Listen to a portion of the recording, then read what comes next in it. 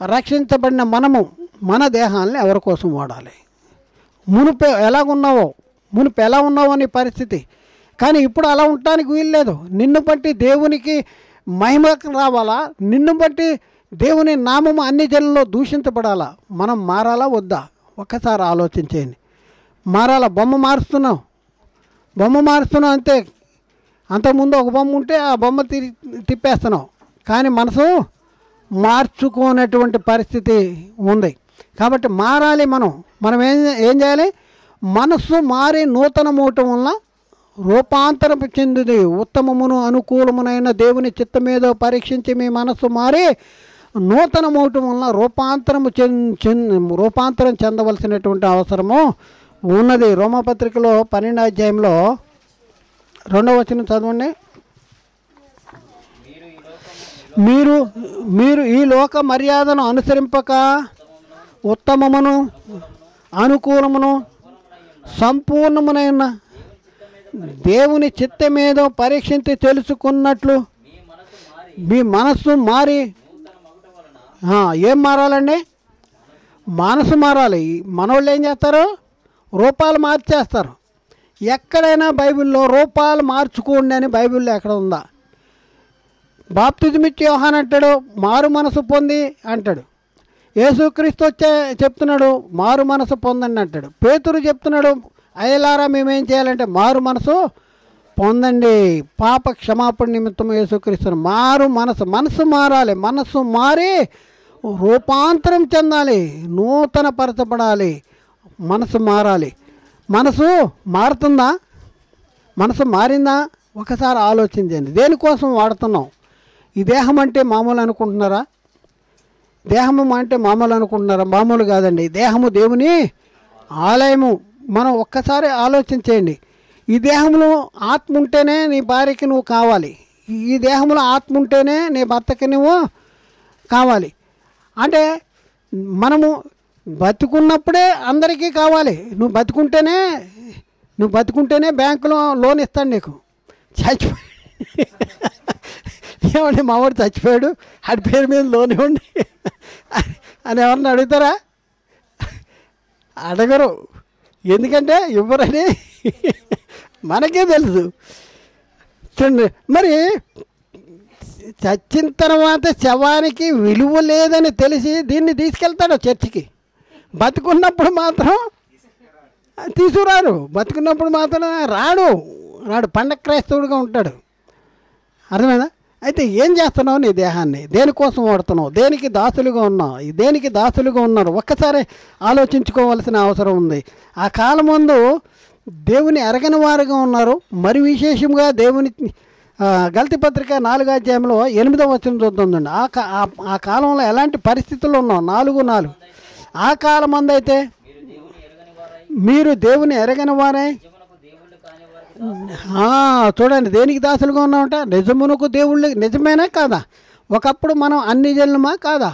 క్రీస్తులోనికి రాకమునుపు మనం అన్ని జనులమా కాదా? అలాంటి పరిస్థితి ఒకప్పుడు ఎలా ఉన్నాం? మనం దేవుని ఎరగని వారంగా ఉన్నాం. నిజమునకు దేవుని కాని వారికి దాసులుగా ఉంటుంది. కానీ ఇప్పుడు ఎవరు? మీరు దేవుని ఎరిగిన వారు. తెలుసా మీకు దేవుడు తెలుసా? ఎవరు చెప్పండి? మీ దేవుడు ఎవరు చెప్పండి? దేవుణ్ణి నమ్మండి, మా దేవుణ్ణి నమ్మండి, యేసుని నమ్మండి. ఇదేనా శ్లోకం? మా దేవుణ్ణి నమ్మండి, యేసుని నమ్మండి. ఎవరు నమ్మాలి? దేవుణ్ణి నమ్మాలి. దేవుడు ఎవరు? మనకి దేవుడు ఎవరు? యేసుక్రీస్తుకి దేవుడు ఎవరు? యేసుక్రీస్తుకు కూడా దేవుడు ఉన్నాడా? యేసుక్రీస్తుకు కూడా దేవుడు ఉన్నాడు. మనకి కూడా దేవుడు ఉన్నాడు. మరి దేవుణ్ణి నమ్మండి, యేసుని నమ్మండి అంటాడు. యేసుక్రీస్తు కుమారుడైన దేవుడా, తండ్రి అయిన దేవుడా? యేసుక్రీస్తు దేవుడు కాదు అని నేను చెప్పట్లా. యేసుక్రీస్తు కూడా దేవుడే.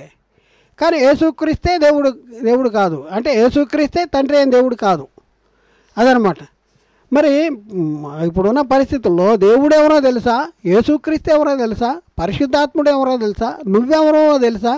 అసలు ఎందుకు వచ్చావో తెలుసా? దేవుడు నీకే దేహాన్ని ఎందుకు ఇచ్చాడో తెలుసా? ఈ దేహాన్ని ఎవరి కోసం ఉపయోగించాలో తెలుసా?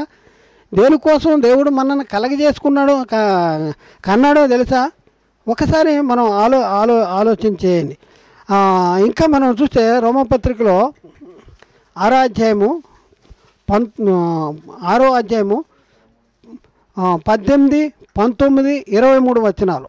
6వ అధ్యాయము 18, 19, 23 చదవండి. పాపము నుండి విమోచించబడి ఒకప్పుడు దేనికి దాసులు? ఒకప్పుడు పాపానికి దాసులు. యోహాను సువార్త 8:34 యేసుక్రీస్తు చెప్తా ఉన్నాడు, పాపానికి ఎందుకు దాసుడు? యోహాను సువార్త 8:34 ఎవరు పాపానికి దాసులంట? యోహాను సువార్త 8:34 అందుకు యేసు పాపము చేయి ప్రతివాడును, చాలండి, పాపమునకు దాసుడని మీతో నిశ్చయంగా చెప్తున్నాను. మళ్ళీ ఇప్పుడు రోమపత్రికకు వచ్చేద్దాం. రోమపత్రిక 6వ అధ్యాయంకి చూడండి. పాపము చేయి ప్రతివాడు పాపానికి దాసుడు. మరి ఒకప్పుడు దేనికి దాసులుగా ఉన్నాం మనం?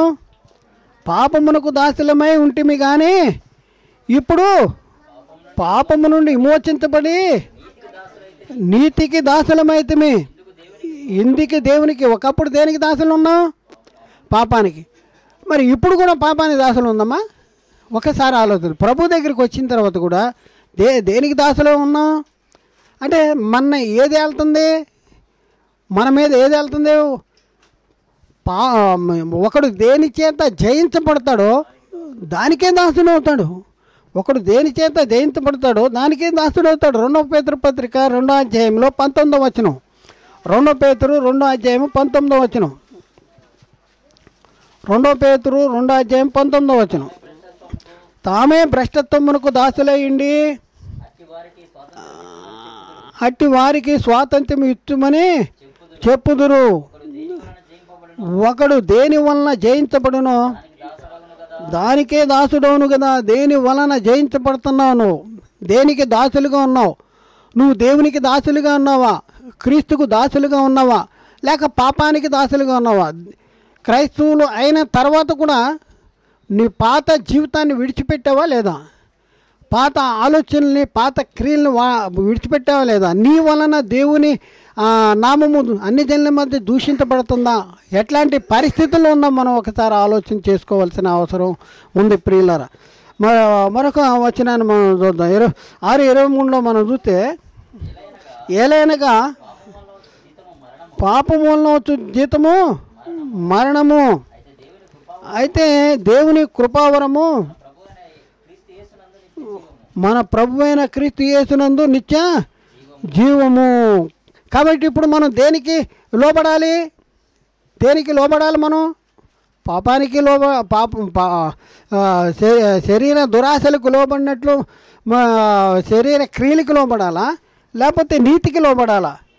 16వ వచనం చూస్తే 16వ వచనం 15 కానించి 16 రోమా 6:16 లోబడుటకు దేనిని మిమ్మును మీరు దాసులుగా అప్పగించుదురో అది చావు నిమిత్తము పాపమునికే కానీ నీతి నిమిత్తముగా విధేయతకే కానీ దేనికి మీరు లోబడుదురో దేనికి మీరు లోబడుదురో దానికే దాసులవుదురని మీరు ఎరగరా అన్నాడు.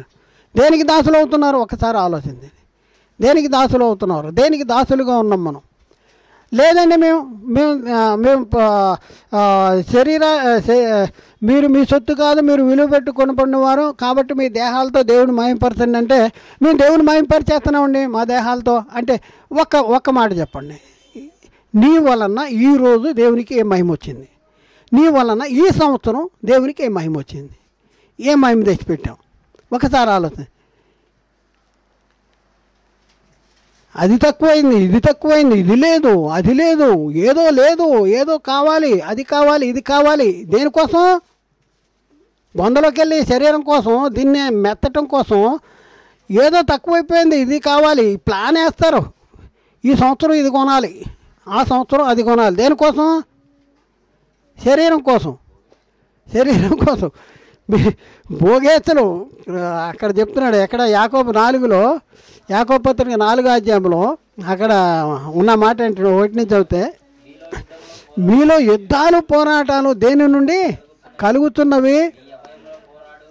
మీ మీ శరీరంలో పోరాడు, మీ అవయవంలో పోరాడు, మీ భోగేత్తల నుండే కదా, మీ భోగేత్తల నుండే కదా. చూడండి, యుద్ధాలు పోరాటాలు. మరి ఏం చేస్తున్నాం? ఎలా ఉన్నాం? దేనికి దాసులుగా ఉన్నాం? ఏం పని చేస్తున్నాం? దేవుని విషయంలో ఏం పని చేస్తూ ఉన్నాం? ఒకసారి ఆలోచించండి. దేహం ఇచ్చిందే దేవుని కోసం. మనం మన సొత్తు కాదు, మనము విలువ పెట్టి కొనబడిన వారం. మన దేహాలతో దేవుని మహింపరచాలి. దేవుని మహింపరచవలసినటువంటి మనము ఏం చేసి దేవుని మహింపరుస్తున్నాం, ఏం చేస్తున్నాం మనం? ఇది మనం ఆలోచించుకోవాల్సినటువంటి అవసరం మనకి ఉంది. మనం ఏం చేస్తున్నాం ఒకసారి ఆలోచించి, ఈ పని చేశాను కనుక దేవుణ్ణి మహింపరిచాను అనేసి మనం చెప్తున్నామా? క్రీస్తుకు దాసులుగా ఉండాలండి. మనం దేవునికి దాసులుగా ఉండాలి.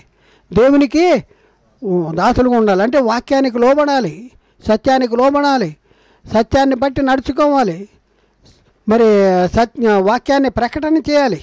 ఇది మనం చేయాలి. ఈ దేహాన్ని ఇచ్చింది దానికోసమే. ప్రార్థన చేస్తున్నామా? ఎవరి కోసమన్నా చేస్తున్నాం కదా. ప్రార్థన చేస్తున్నాం మన కోసం చేస్తామా? బయట వాళ్ళ కోసం చేస్తామా? బయట వాళ్ళ కోసం, అందరి కోసం చేయాలి. రాజుల కొరకు, అధికారుల కొరకు, ప్రజలందరి కొరకు ప్రార్థన యాచనలు చేయాలి. మరి ప్రార్థన ఎంతమంది చేస్తున్నాం? మనం ప్రార్థన చేయగలుగుతున్నామా? మన కోసమే చేసుకుంటున్నామా? అందరి కోసం చేస్తున్నామా? సరే, వాక్యం చదువుతున్నాం. క్యాలెండర్లో చదువుతున్నావా? బైబిల్లో చదువుతున్నావా? ఎంత చదువుతున్నావు? చదవాలని చదువుతున్నావా? అర్థం కావాలని చదువుతున్నావా? అయిపోయింది. ప్రకటన చేస్తున్నామా? వాక్యం చెప్తున్నామా? ఎక్కడన్నది వెళ్ళి చెప్తున్నామా అంటే చెప్పట్లేదు. అయ్యగారు చెప్పుకుంటాడు, ఆయన చెప్పుకుంటాడు, మనకెందుకు అని. యేసుక్రీస్తు చూడండి, వచ్చాడు, ఆయన ప్రార్థన చేశాడా? పగలంతా వాక్యాన్ని ప్రకటన చేసి రాత్రి వెళ్ళి ప్రార్థన చేసేవాడు. సువార్త ప్రార్థన చేసేవాడు, ప్రార్థన చేసి తర్వాత వాక్యము చెప్పేవాడు. దేవుని క్రియలు జరిగించాడు. ఈ దేహాన్ని దేవుని కోసమే, దేవుని పని కోసమే ఉపయోగించాడు. మరి మనం ఏం చేస్తున్నాం? దేనికి దాసులుగా ఉన్నాం? నేను ముగిస్తా. దేనికి దాసులుగా ఉన్నాం? కేవలం మనుషుల్ని సంతోషపెట్టడానికే మనం ఉన్నామా? మనుషులంటే ఎవరైనా అవ్వచ్చు, మీ దృష్టిలో ఎవరైనా అవ్వచ్చు. మనుషులంటే ఎవరు చెప్పండి? మనుషులను సంతోషపెట్టడానికి. చూద్దాం, వాక్యం చూసిన తర్వాత మీకు అడుగుతా. ఎఫ్సీ పత్రిక 6వ అధ్యాయం 6వ వచనం. ఎఫ్సీ పత్రిక 6వ అధ్యాయం 6వ వచనం. మనుషులను సంతోషపెట్టువారు చేయనట్లు కంటికి కనబడటకే కాక క్రీస్తు దాసులమని ఎరిగి దేవుని చిత్తమును మనఃపూర్వకముగా జరిగించి మనుషులకు చేసినట్లు కాక ప్రభువునకు చేసినట్లే ఇష్టపూర్వకముగా సేవ చేయుడి. ఇష్టపూర్వకం, మనుషులను సంతోషపెట్టువారము అయినట్లు కంటికి కనపట్టకే కాక క్రీస్తు దాసులమని ఎరిగి. మనం ఎవరి దాసులు? క్రీస్తు దాసులము. గల్తీ పత్రిక 1వ అధ్యాయం 10వ వచనం. గల్తీ పత్రిక 1వ అధ్యాయం 10వ వచనంలో, ఇప్పుడు నేను మనుషుల దయను సంపాదించుకొని కోరుతున్నానా? దేవుని దయను సంపాదించుకొని కోరుతున్నానా?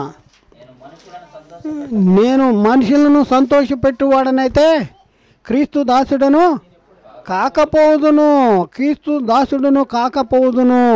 అనేసి ఇక్కడ రాయబడింది. కాబట్టి ఒకసారి ఆలోచించి, ఎవరికి దాసులు అయిపోయాం మనం? ఈ దేహాన్ని ఎవరికి దాసులు అయిపోయాం? నీతికి దాసులుగా మన దేహాన్ని ఉపయోగిస్తున్నామా? నీతికి దాసులుగా మనం దేహాన్ని ఉపయోగిస్తున్నామా? నీతికి దాసులమని ఎరిగి. చూద్దాం అండి, రోమపత్రిక 6వ అధ్యాయంలో, రోమపత్రిక 6వ అధ్యాయము 12 నుంచి చదువుదాం. కాబట్టి శరీర దురాశలకు లోబడినట్లుగా ఏంటండి ఈ శరీరం ఏంటండి?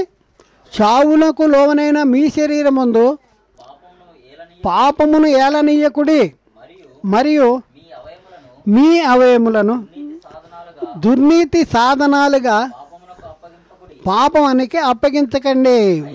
అయితే మృతులలో నుండి సజీవులమనుకొని మిమ్మును మీరే ఎవరికి అప్పగించుకోవాలి? దేవునికి అప్పగించుకోవాలి. ఇదిగో తండ్రి, ఇదిగో నా శరీరాన్ని నీకు అప్పగిస్తున్నా, ఇదిగో నీ పని చేస్తానికే నేనున్నాను, నన్ను వాడుకో. ఒకసారి ఆలోచించి, ఎవరి కోసం దేహమును ఇచ్చాడని అనుకుంటున్నావు? నువ్వు ఎవరి కోసం ఇచ్చాడు అనుకుంటున్నావు? దేహాన్ని కలిగిన నీవు, ఈ దేహమనే నేను అనే ఆత్మకి ఈ దేహమనే టూల్తో దేవుని మహిమపరచవలసినటువంటి వారంగా ఉన్నాం. అపోస్తలుడైన పౌలు రోమా సంఘానికి మీ శరీరాలు దేనికోసము ఉన్నాయి, దేనికోసం మీ శరీరాలని ఉపయోగించాలి అనేసి చెప్తూ బతిమాలుతున్నాను అంటున్నాడు. ఇంటేనండి, లేకపోతే పొండి అని అంటలేదు. అక్కడ గర్వం లేదు, చెప్పే ఆయనకి అహంకారం లేదు. ఇంటేనండి, పోతే పొండి అని అంటలేదు. బతిమాలుకుంటున్నా అంటున్నాడు. ఏమని బతిమాలుకుంటున్నాడు? కాబట్టి సహోదరులారా, పరిశుద్ధమును దేవునికి అనుకూలమునైన సజీవ యాగముగా మీ శరీరములను ఆయనకు సమర్పించుకుని దేవుని వాత్సల్యమును బట్టి మిమ్మను బ్రతిమిలాడుకొనుచున్నాను. దేవుని వాత్సల్యాన్ని శరీరాలు ఎవరికి సమర్పించాలి? ఎవరి కోసం వాడాలి? ఎవరి కోసం వాడటానికి దేవుడు ఈ శరీరాలను మనకిచ్చాడు? ఆలోచించండి. ఎవరి కోసం ఉపయోగించడానికి ఈ శరీరాన్ని మనకిచ్చాడు? ఒకసారి మనం గమనించవలసినటువంటి అవసరం ఉంది. కాబట్టి ప్రియులారా, ఎలాంటి పరిస్థితుల్లో ఉన్నావు ఒకసారి ఆలోచించండి. ఏం చేస్తున్నావు? సజీవ యాగంగా మీ శరీరములను ఆయనకు సమర్పించుకోండి, దేవుని వాత్సల్యమును బట్టి మిమ్మల్ని బ్రతిమలాడుకొనుచున్నాను. కాబట్టి ఉత్తమమును అనుకూలమునైన దేవుని చిత్తమేదో పరీక్షించి మీ మనస్సు మారి నూతన మూయటం వల్ల రూపాంతరం చెందాలి. ఇప్పుడే మనం తీర్మానం చేసుకుందాం. ఒకవేళ మనము అంతగా మన దేహాన్ని దేహంతో దేవుణ్ణి మహింపరచట్లేదేమో, మరి అలాంటి పరిస్థితుల్లో మనం ఇప్పుడే తీర్మానం చేసుకుందాం. ఇక నుండి నా దేహంతో తండ్రి నువ్వు పరచబడేలాగా నేను జీవించాలని కోరుకుంటున్నా. నేను అలా జీవిస్తూ ఉంటాను తండ్రి, నువ్వు నాకు సహాయం చేయాలి. నేను జీవిస్తానికి ప్రయత్నం చేస్తున్నా.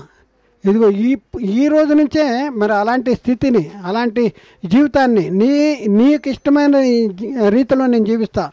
నీ కృపామహిమకు కీర్తి తెచ్చేలాగా నేను జీవిస్తాను. నాకు సహాయం చేయి, నేను నడుస్తూ ఉంటాను, నాకు సహాయం చేయి. అంతేగాని నువ్వే నడిపి, నువ్వే తొయ్యి, నువ్వే చెయ్యి అని కాదు. నువ్వు చెయ్యి ప్రభువా, నువ్వు అది చేయి ప్రభువా అని కాదు. నేను నడుస్తున్నా, నువ్వు సహాయం చేయి. ఏం చేయాలి? మనం తీర్మానం చేసుకుందాం. ఎంతవరకు ఒకసారి మనం గుండెల మీద చేయబెట్టుకుని ఆలోచించండి. నేను నా తండ్రి మహిమపరచబడేలాగా నేను ఏ పని చేయగలుగుతున్నా ఒకసారి ఆలోచించి, ఏ పలానా పని చేశానా ఒకసారి గుర్తెచ్చుకోండి. చేయకపోతే ఇప్పటి నుంచైనా చేస్తానికి ప్రయత్నం చేద్దాం. మరి దేవుడు అట్టి కృప మనకు అనుగ్రహించునుగాక. ఆమేన్.